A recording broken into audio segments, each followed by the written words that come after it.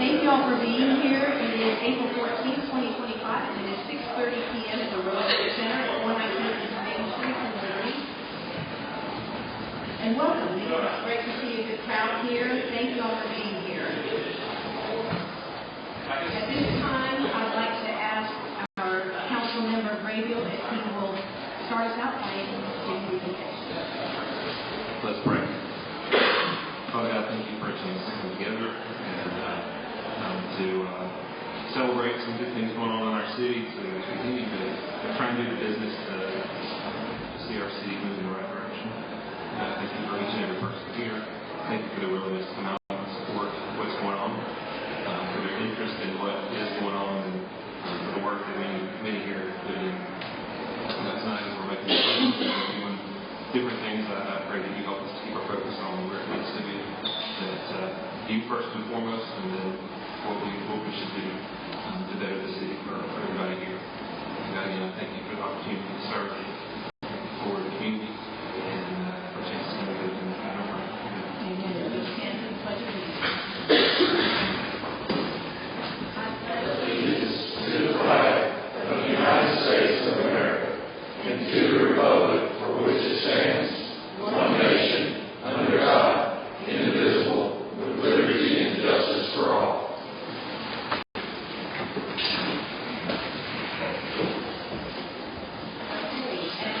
At this time, it's my honor, and I know that's why we've got a lot of people here tonight, and I thank you so much for coming out and supporting this special event.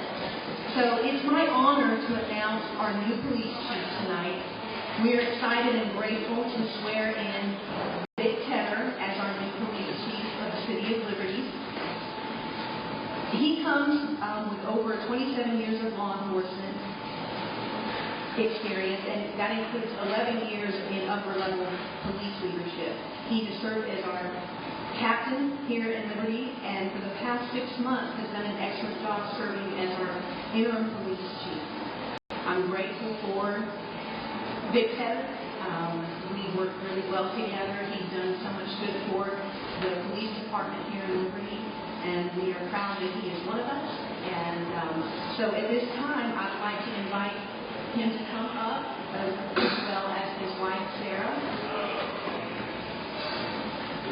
and our corporate counsel, Benny Locke, will be swearing in.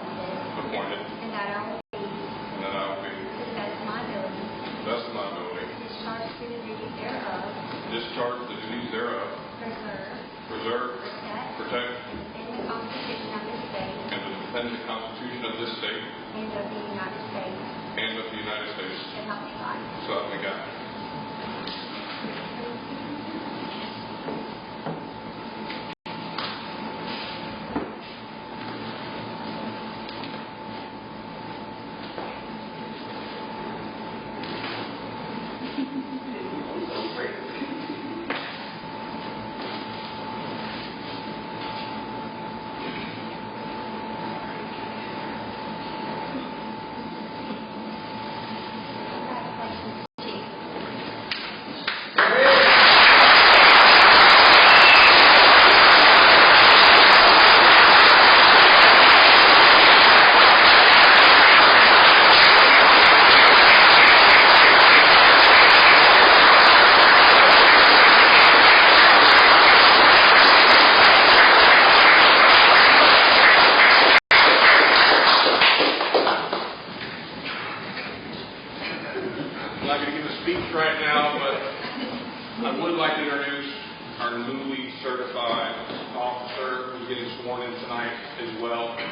this is going to be Officer Asa Stewart. He graduated the academy on Friday. Today was his first day on FDO. He did a great job, and we're very proud of him. And we're looking forward to all the good things he can do for the City of Liberty. Asa.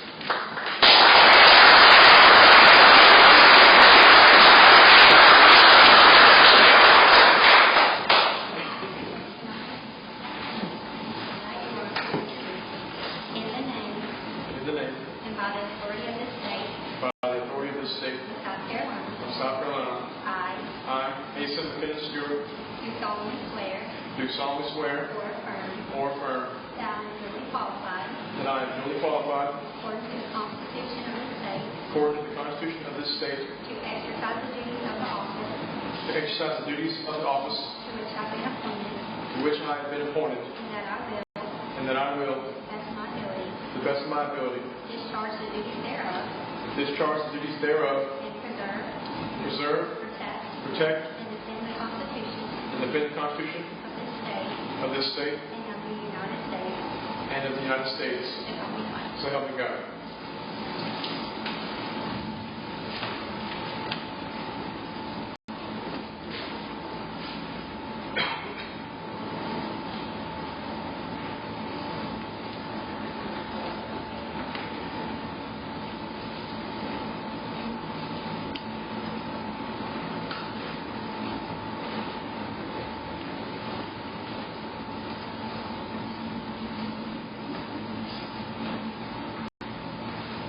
Congratulations, Officer Stewart.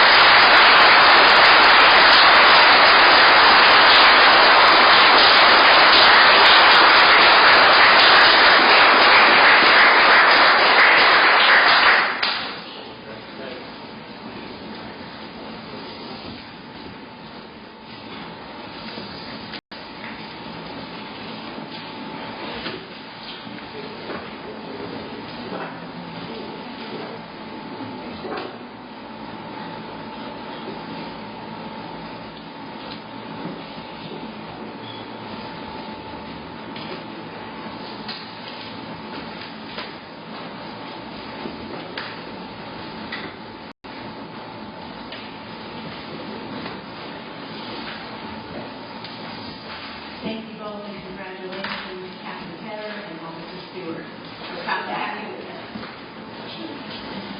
Oh, I'm sorry. My goodness. I have to be such a habit. Yes, Chief Taylor, thank you so much. Just kidding.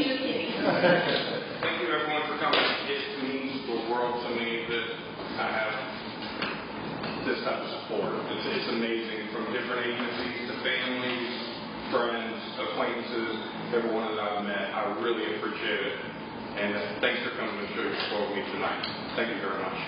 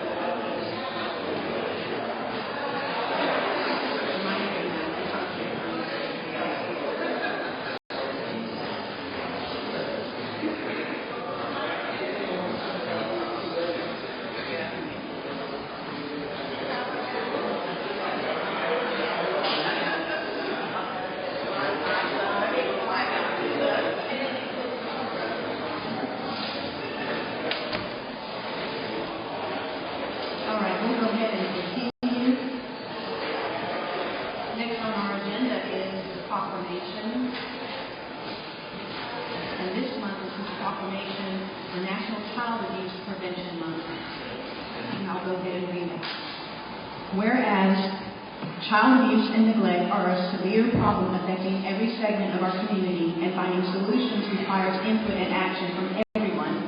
And whereas our children are most valuable resources and will shape the future of the City of Liberty in South Carolina. And whereas child abuse can have long-term psychological, emotional, and physical effects that have lasting consequences for victims of abuse. And whereas protective factors are conditions that reduce or eliminate risk and promote the social, emotional, and developmental well-being of children.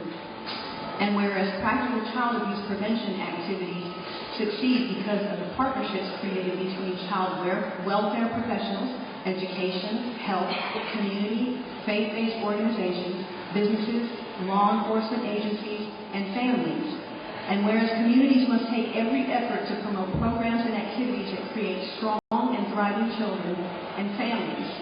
And whereas we acknowledge that we must work together as a community to increase awareness about child abuse and contribute to promoting the social and emotional well-being of children and families in a safe, stable, and nurturing environment. And whereas prevention remains the best defense for our children and families. Now therefore, I, Erica Romo Woods, Mayor of the City of Liberty, do hereby proclaim April 2025 as National Child Abuse Prevention Month in the City of Liberty, and urge all citizens to recognize this month by dedicating ourselves to improving the quality of life for all children and families.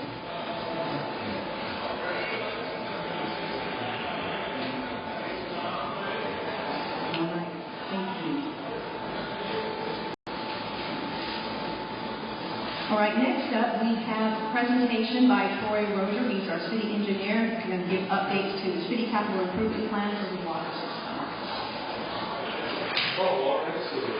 Yeah, okay, yes. Talk about the Holy Trinity. You should have 3 pages before you. And we'll begin on the front page of the City of Liberty 2025 capital improvement plan. Mainly yellow in the center. First of all, let's look backwards a little bit where we've been with our water system. And just a side note, you may be hearing now about polyvinyl chloride, which we have PVC pipe, polyvinyl chloride pipe. Time out. Is your mic on? Just hit the button up. Now it is. Yes. Okay. Sorry about that. Good. We're on the City of Liberty 2025 capital improvement plan for water infrastructure and system improvements. At the top is a yellow sheet in the center of it.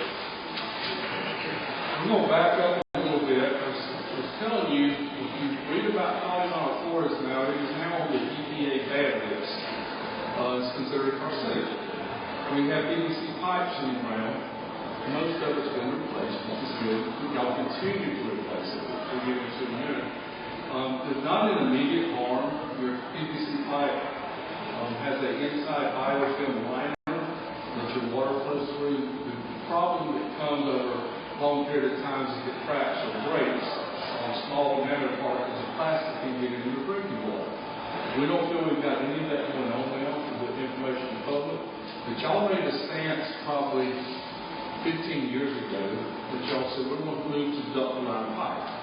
Not just because it lasted 100 years and PVC only lasts 40 to 50 years, but because it has a different liner. It has something called limestone or gypsum, which God made. You get out of the ground, you lick it on your tongue, don't go around doing it, but you can, it'll hurt you.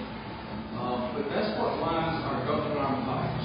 And that's what your new water system or improvements have been, ductile iron pipe.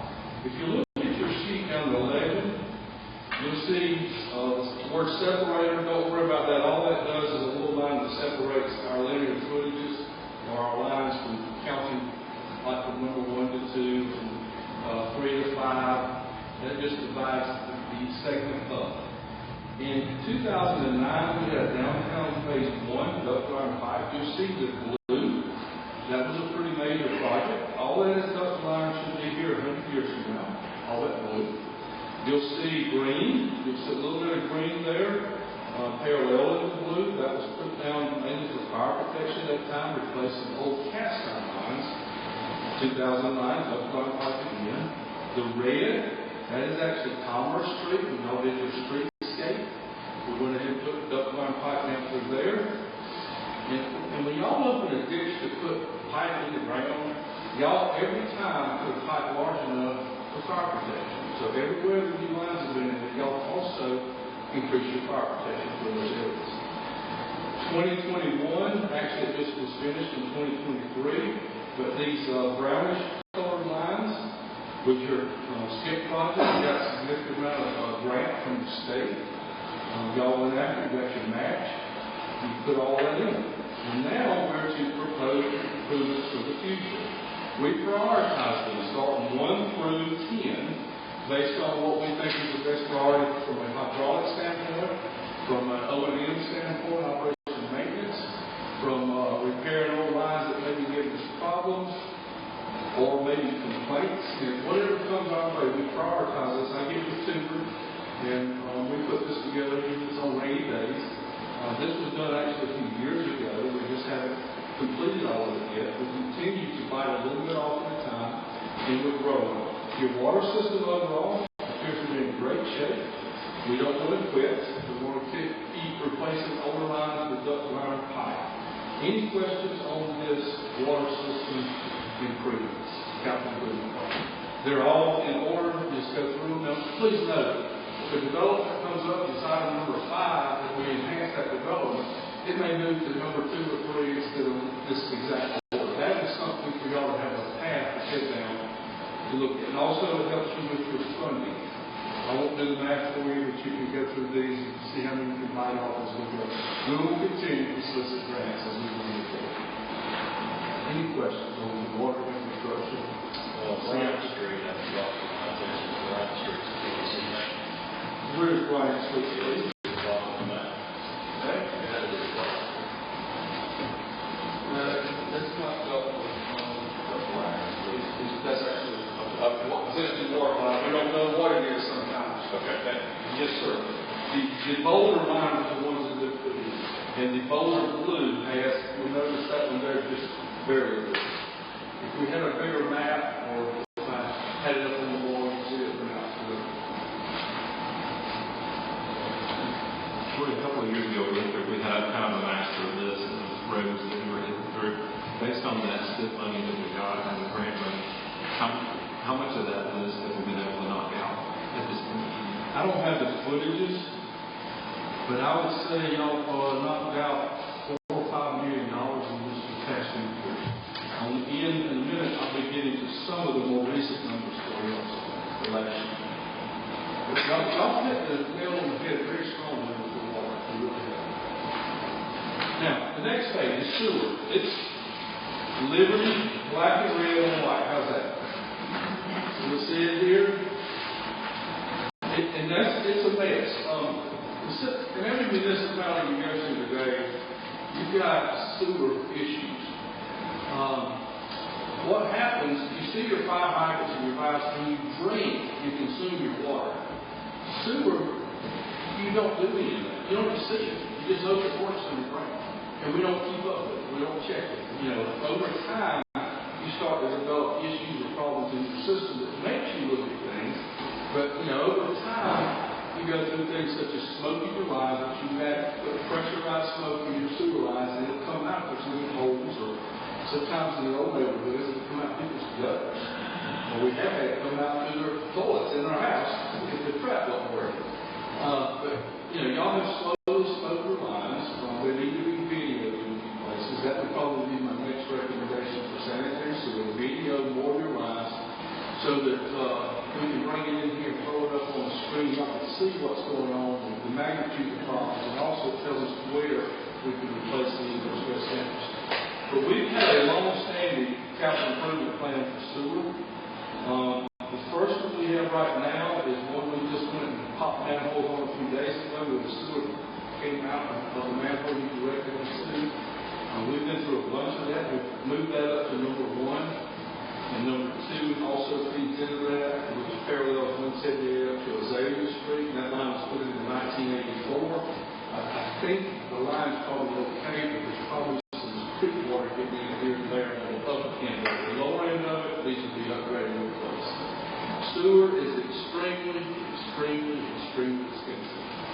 You know, you can get water lines put in for all said and done, some sizes $100, $110 a foot. Sewer is $400 a foot and on up to $650, $700 a foot, depending on where you are and what you're doing. So naturally, if you get grant money, it's easier to spend it on water than it is sewer. But this is your capital improvement plan that we recommend. Again, it's prioritized. These priorities can change. But until we get funding and grants to jump on some of these, they're just here for information. And again, we'll have another grant cycle coming up with the Rural Infrastructure Authority. We always try to solicit grants for y'all. We get with your people. Eric and Vic too can sit down and just walk through this and try to get every dollar we can through the grant program. Some of it, though, y'all will have to dig into, either through rates or matches. You have to come up with matches on the rest too. But I won't go into the details. This will be more involved in your work session and stuff. This is the public's time. Y'all will cook into this deeper. If y'all have any questions on sewer infrastructure improvements. These are all existing lines? Most of these are existing or bypassing the existing line. Yes, that's a good way to put it. Replace them.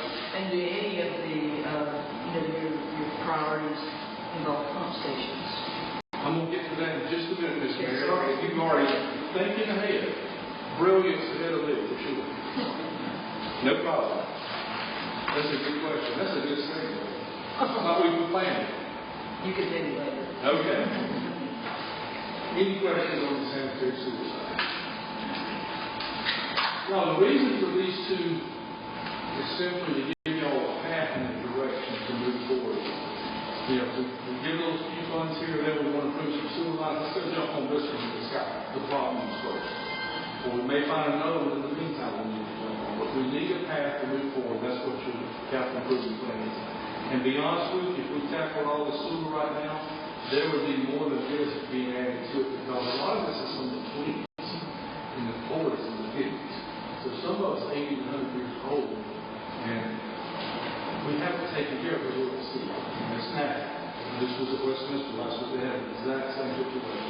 We picked the exact same situation. This is part of it. The Holy Trinity, page 3. Miss Mary, you'll see in there, there's several sewer lift stations. They became our priority a few years ago, more priority than the actual gravity sanitary sewer system, because that's where a lot of your sewage is collected and pumped to another drainage outfall. We had problems with many of our pumps. We had replacement of the top left, the License Creek lift station. It was put in I think, 81. We updated it now. It's like brand new pumps. A lot of times you still use a concrete chamber that it goes in, but we've got new pumps. The red one, top right, Quarry Road, we actually took out a lift station, which is, I call it hallelujah, because y'all don't have to maintain it anymore. We have a gravity line that goes down to the creek and actually goes into a huge sewer lift station that's owned and operated by the county. Y'all already paying to handle the sewage. You don't have to pump it. It's just going by gravity. Much sweeter deal. No more O&M on that pump station. Bottom left, Old Norris Road lift station. You'll see the lettering in green. A little red dot beside it. There's a lift station there. At the same time with these, we updated. And then moving to the right, you'll see Oakdale lift station rehab about the same time. These are the costs at the time to update them. We got grants for each one of these. Not fully, y'all had to have some matches. But we took care of every single lift station you have in your system now. So y'all check that box. Your lift stations are done. Now, also in that period of time, some of the same gravity systems that we looked at here, we tackled a few of them. One of them was Maplecroft sewer replacement, that green bottom left, near the bottom left. But we hit rock. We hit rock. It would cost us $600,000 just to go another 400 feet to finish the project. We elected not to. If you'll notice, that is still on the sewer project over here. And some of these unit prices, if you back calculate my math, you'll say, well, why is this one so much higher than this one per linear foot? Sometimes it's blocked, sometimes we're working in the center line of the highway or roadway versus just going through the woods. Okay. And you'll also see on here the skip project, a little bit of water replacement, and the 2021 skip, which didn't get finished until 2022, 2023, a little bit of 2024. So all that being said, you're heading in the right direction.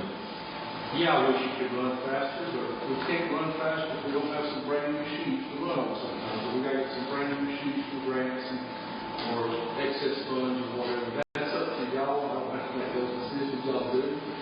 But y'all have any questions on any of these? Is the skip grant a one-time deal, or can we apply for that again? No, skip's open with. Skip's over with. Yeah. There may be some more funds in the state coming, but the actual South Carolina Infrastructure Investment Program put out $800 million of work, and everybody got a piece of it in the state. It was from all. There's still Rural Infrastructure Authority money that we work on, which is usually a 25 to 30% match. We also go through CDBG Community Development Block Grants sometimes, which is a higher match in some cases. We have to qualify for that. And because we're fresh off the heels of a skip project through Rural Infrastructure Investment, it's not ready to apply yet. In other words, they're going to turn you down immediately because you just got one. They're going to make sure some of the money goes to people who didn't get it on the first go round. That's a good question. If the state lets any more money go, we've got 2 bird dogs down there ready to talk with us and tell us that the representatives of your area. And I don't know if the place still is. The place will be running next to a place. Play camps is involved with it too. Can we get a list of eligible grants by the time we get the work session on this? Sure. Thank you. I don't know when the work session is. I didn't know I was invited, but evidently I will be. I personally invited you. I'll be glad to be there.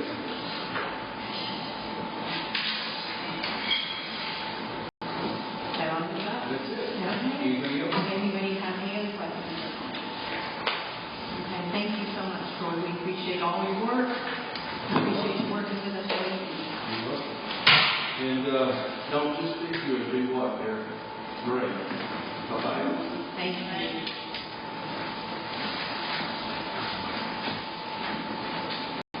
All right. So as you can see, there's been a lot of work that has been done. I mean, it changed daunting because, again, there's so much that has been, like I said, they're 100 years old, 80 years old, and but I'm proud of what we've done. I want to be able to do more, but if you look at what we've done, it's significant. So thank you to council for the decisions that we've made in getting these grants and the decisions we've made on utilizing our city engineers to determine what those priorities are. All right, next is the public session. We have any speakers? Okay, no speakers this month. All right, next we've got the approval of minutes for the March 10, 2025 regular session. Do I have a motion to approve as written? Make a motion.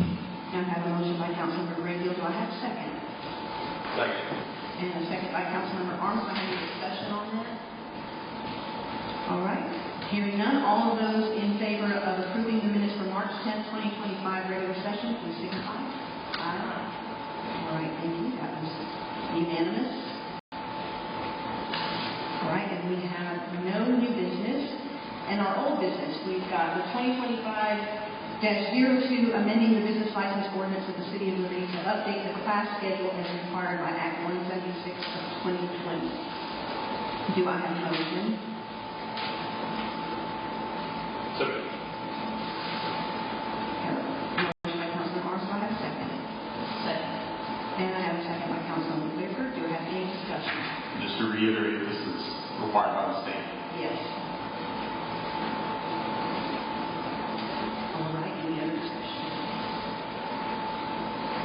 All right, all those in favor of the second reading of 2025-02, amending the business license ordinance of the City of Liberty to update the class schedule as required by Act 176 of 2020, please signify. Aye. All right, thank you. That is unanimous.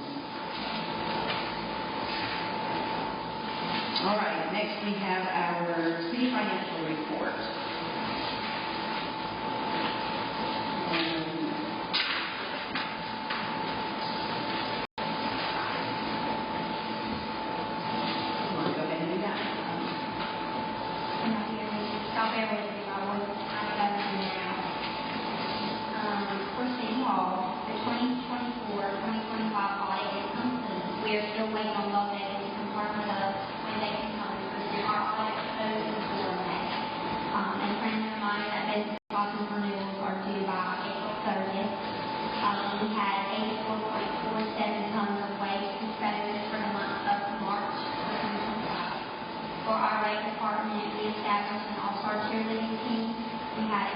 which was on April 5th. It went really good.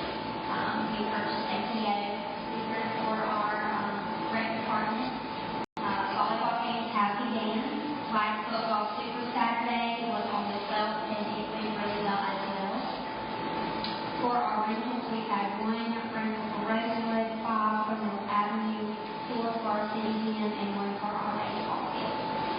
For our police department, we've issued 126 warnings, 86 citations, and we've had 9 arrests total.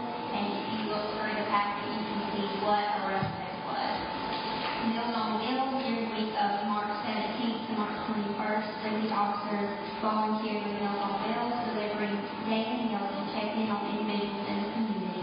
A special thank you goes to Sergeant Jay Freeman, Sergeant Derek Thomas, and Officer Joshua Rogers, and Officer Dominic Florico, and victims advocate Sarah for generously devoting their time to supporting our residents in such a meaningful way.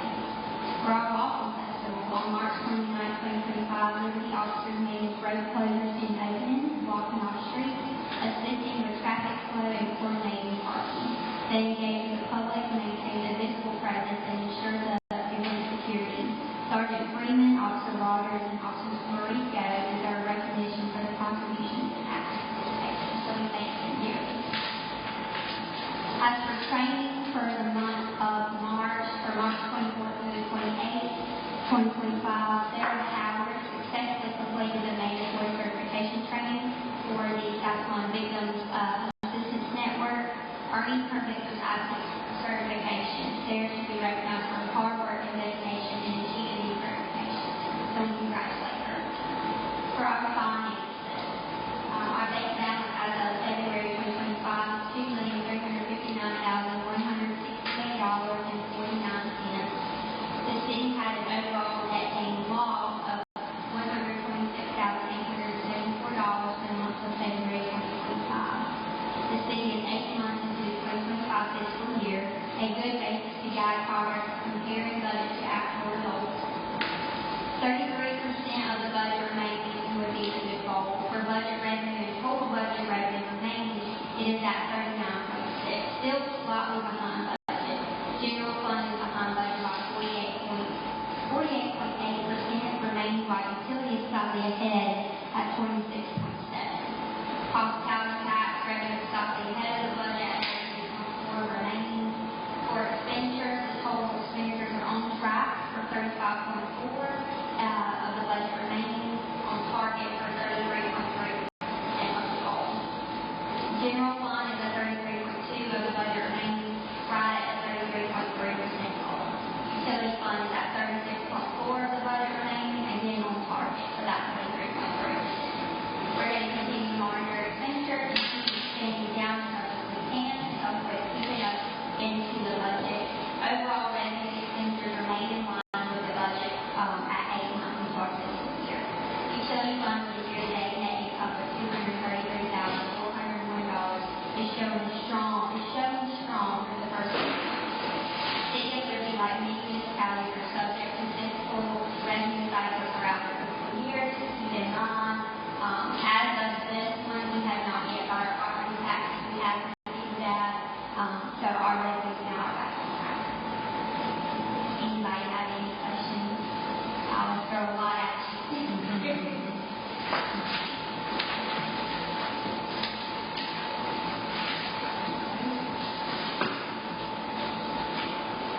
All right, we'll move on to our city council report. Councilmember Schuman. Thank you. Councilman Frazier. I would just like to commend the people that put together the Waffle Festival and everything. I've got to get rid of that about the first half or so, I guess. And I have to be honest, I was a little bit shocked. We had several hundred people there 15, 20 minutes before the event began, just waiting for an opportunity to do stuff. And that's kind of unheard of around here. We're kind of your typical Southern Baptist group. We get there late and hang out later. And this was not that at all. We had children at least 20 minutes before the event started. It was the children's event. They did a phenomenal job. That area stayed packed all day long. And they kept it well staffed. They had people there all day long. And I didn't know that there one time I was here that it wasn't just absolutely packed. I don't know how many we had. I was at well over 3,000 show up, which I think is easy to say, probably the biggest turnout we've had since Liberty Idol. At any event that I can recall. So I think it was definitely a success. It took a lot of hands and a lot of people working on that. And Katie ran herself ragged all day doing that, and she did a phenomenal job. But it was a whole team of people from City Hall and from Potter's Play that worked on this one to make sure we did. Thank you. Councilmember Massey? Councilmember Arms? Thank you to those who came to the budget breakfast event I did. Had a lot of good feedback on this year's budget. Got some good questions to me that I'll forward when we look at the first reading of the budget. So again, thank you to those who showed up, and just a huge shout out to Katie and the City Hall staff on what I heard was an amazing waffle festival. Thank you. Councilmember Whitaker? Well, I appreciate the Waffle Fest and everything that U.S. Waffle put on. It was an extraordinary festival. I was so surprised, and I heard a lot of compliments on Potter's Play and the way they handled and had the children's section set up. So we're thankful for them for doing that. And if you didn't make it to the Brownfield meeting, you should really get on the website and look at everything. A lot of information, and hopefully we can really move forward from here with that information. Okay, thank you. All right, so as far as my announcements go, first I wanted to, a couple months ago, I thanked him personally, but I failed to do that in the meeting a couple months ago when I was out sick with the flu. But I wanted to thank publicly our Mayor Pro Tem, Schoenlegen, for filling in and presiding over the meeting for me that month. I really appreciate that, so I was able to be home and rest and try to get over that. So thank you. And I'm sorry I didn't mention it publicly, but I wanted to make sure I did that. It can be sometimes nerve-wracking when you're not used to doing something like this, but he did a great job, so thank you. Also, wanted to talk about the Waffle Fest, y'all. I was just so excited that the Lord truly blessed our efforts. He blessed the spirit in which we all came together to put this amazing event on for the community. There were people that came from all over South Carolina. I talked with plenty of people that were not just from the upstate, but they were coming from all over, and I had people come from North Carolina as well as Georgia. So word got out there. There's a lot of excitement about it, and I am just extremely proud of our staff. It took every single department. Anytime we do anything, it does take every single department to put everything together. Everybody's got their own responsibilities, making sure that the grass is cut, the banners are up, the word gets out, the marketing is done, planning is done, gathering volunteers, talking with volunteers, all the meetings that go into place. People do not realize it is a ton of work, and I'm seeing somebody sitting out here that went through it for many years with Liberty Festival events, so she knows exactly what it takes. So I'm just grateful that everything turned out so well. As I walked around, it was just so encouraging to see so many people enjoying themselves. And I had many people come up to me and thank me for providing something like that. And they talked about how unique it was and how they had been looking forward to it. And many of the vendors as well as attendees were telling me they can't wait till next year. So we're going to definitely build on that and look forward to next year. But just kudos to everybody that was involved. Our sponsors, U.S. Waffle, and Hall Family Farms, as well as Potter's Play. So Lord was really blessing, and I'm very grateful. I wanted to announce our next event is going to be the 4th of July event, our Love My Liberty 4th of July event, and we always have that on the 4th of July, so that will be taking place at the stadium as usual. And we've already got most everything underway. We've got the band and all the good things. We will be adding, and I don't know that we've got anything came in today that I can announce it or just you did it. Okay. So we will be adding something a lot bigger this year to the 4th of July. So we will be bringing the fair. We will have carnival rides, and we're just super excited to add that to the 4th. They will actually be setting up the day before, so the 3rd, they will be setting up. That will be taking place up on top, at the top in the parking lot. So it's going to be pretty exciting. So they'll be there the 3rd and the 4th, so simultaneously on the 4th with our event going on down in the stadium. So I'll be looking forward to that, and we will, of course, need volunteers for that as well. And so got a lot of work ahead of us on that. I feel like, I also wanted to just give a thank you to everybody who has been so kind to send their condolences to my family. And during this time, we lost my precious mother-in-law. She passed away on the 9th. And today was the funeral, so if I seem a little scattered right now, it's because I truly am. It's been an emotional day, a whirlwind of a day, but I just want to thank everybody who was so kind to send their condolences and pray for us, and continue to pray for us, because it's a new normal now for the family without her, and she's going to leave a huge void. Sorry. She was a precious godly lady, and I'm thankful for her. I'm thankful for flowers. It meant a lot. So, okay, sorry for my emotions, but the Lord is good. So thank you. That is complete. That completes my mayor's announcements, and now I need to have a motion to enter executive session. We will be going to discussions of negotiations, incidents of proposed contractual arrangements, discussions of proposed sale or purchase of property, receipt of legal advice, settlement of legal claims, discussions of the public agency's position in adversary situations, discussions about development of security personnel or devices, and this is concerning stormwater management. So, do I have a motion to enter executive session? Okay, I have a motion from Councilman Brady. Do I have a second?